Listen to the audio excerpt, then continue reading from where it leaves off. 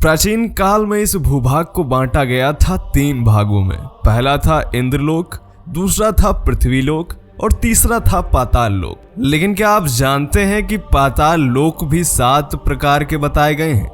जब हम यह कहते हैं कि भगवान विष्णु ने राजा बलि को पाताल लोक का राजा बना दिया था, तो किस पाताल का राजा बनाया था यह भी जानना जरूरी है। 7 पातालों में से एक पाताल का नाम पाताल ही है। चलिए शुरू करते हैं आज का वीडियो। और आज के इस वीडियो में हम कुछ ऐसा बताने वाले हैं जो आपने पहले नहीं सुना होगा। मेरा नाम है धीरेन्द्र और आप देख रहे हैं दी साइंटिफिक हिंदू। सबसे पहले जान लेते हैं कि आखिर पाताल में रहता कौन है।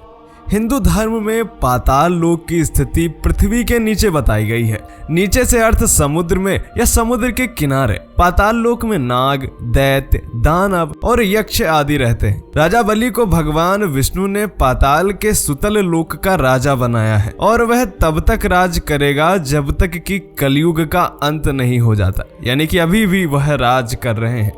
पुराणों के अनुसार राजा बलि अभी भी जीवित हैं और साल में एक बार पृथ्वी पर आते हैं। प्रारंभिक काल में केरल के महाबलीपुरम में उनका निवास स्थान था। पुराणों के अनुसार इस ब्रह्मांड में पृथ्वी, वायु, अंतरिक्ष, सूर्य, चंद्रमा, नक्षत्र और ब्रह्मलोक है। धरती शेष पर स्थित है। शेष अर्थात खाली स्थान पर। हिंदू धर्म ग्रंथों में त्रैलोक्य का वर्णन मिलता है। ये त्रिलोक्य हैं। पहला कृतक त्रैलोक्य, दूसरा है महलोक और तीसरा है अकृतक त्रैलोक्य। विस्तृत रूप से बात करें तो वर्गीकरण के मुताबिक 14 लोक हैं। 7 तो पृथ्वी से शुरू करते हुए ऊपर और 7 नीचे। नीचे वाले लोकों की बात करें तो वह हैं अतल, वितल, सतल, रसातल, तलातल, महातल और पाताल। ऊपर आते हैं भूलोक, भुवरलोक, स्वरलोक, महरलोक, जनलोक, तपोलोक और ब्रह्मलोक। पाताल लोक की बात करें तो हिंदू धर्म ग्रंथों में पाताल लोक से संबंधित असंख्य घटनाओं का वर्णन मिलता है। पुराणों की अगर बात करें तो पाताल लोक के बारे में सबसे लोकप्रिय प्रसंग भगवान विष्णु के अवतार वामन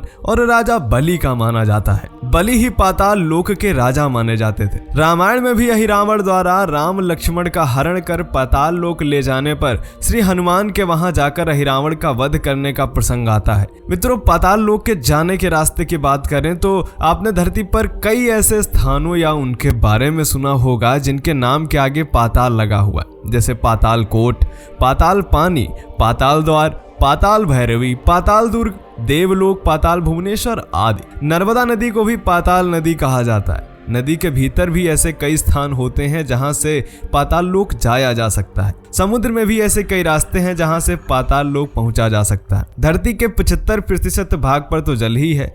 पाताल लोक कोई कल्पना नहीं, पुराणों में इसका विस्तार से वर्णन मिलता है। कहते हैं कि ऐसी कई गुफाएं हैं जहां से पाताल लोक जाया जा सकता है। ऐसी गुफाओं का एक सिरा तो दिखता है, लेकिन दूसरा कहां खत्म होता है यह कोई नहीं जानता। इसके अलावा पिथौरागढ़ में भी पाताल भुवनेश्वर गुफाएं हैं।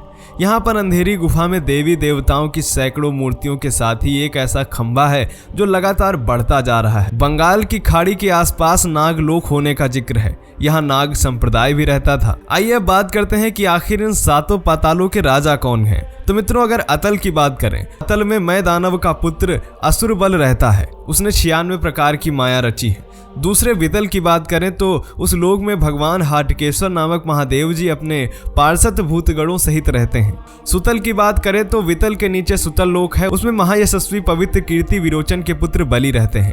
वामन रूप में भगवान ने उनसे तीनों लोक छीन लिए थे। चौथे तलातल की बात करें, वहां त्रिपुराधिपति दानवराज मैं रहता है। 5वें महातल की बात करें तो कश्यप की पत्नी कद्रू से उत्पन्न हुए अनेक सिरों वाले सर्पों का क्रोधवश नामक एक समुदाय रहता है। उनमें कहुक, तक्षक, कालिया और सुषेण आदि प्रधान नाग हैं। 6ठे रसातल की बात करें तो पड़ी नाम के दैत्य और दानव वहां रहते हैं। 7वें पाताल की बात करें तो यह रसातल के नीचे आता है। वहां संग, कुलिक, महासंग, श्वेत, धनंजय, धृतराष्ट्र, शंखचूर्ण, कंबल, अक्षतर और देवदत्त बड़े बड़े क्रोधी और बड़े बड़े फनों वाले नाग रहते हैं। इनमें वासुकी प्रधान है। उनमें किसी के 5, किसी के 7, किसी के 10, किसी के 100 और किसी के 1000 सिर हैं। उनके फनों की दमकती हुई मड़ियां अपने प्रकाश से पाताल लोक का अंधकार नष्ट कर देती हैं। तो मित्रों, आपका इसके विषय में क्या सोचना है, कमेंट करके बताएं।